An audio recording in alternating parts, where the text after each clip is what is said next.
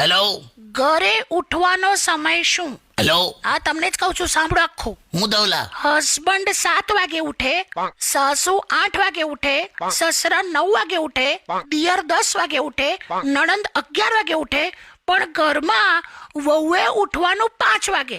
કેમ ભાઈ કેમ? લબા મેં ક્યાં ના પાડી લા શું દવાને? ખબર નહીં. ના વહુ ઘરની લક્ષ્મી છે તો બીજા બધા શું રાક્ષસ છે? લા શું થયું લા? પણ સવારની દવા લીધી તે?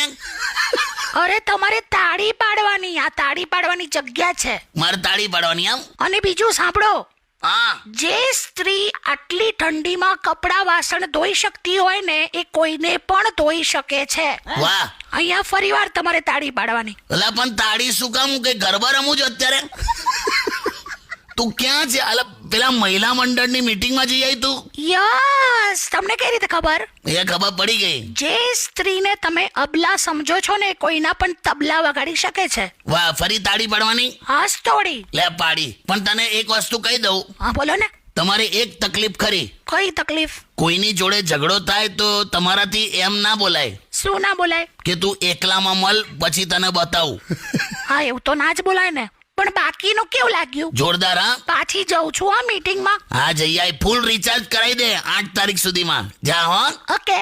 છે ને હવે આખું અઠવાડિયું આ ચાલશે મારે. બોલ. હેલો ઘરે ઉઠવાનો સમય શું?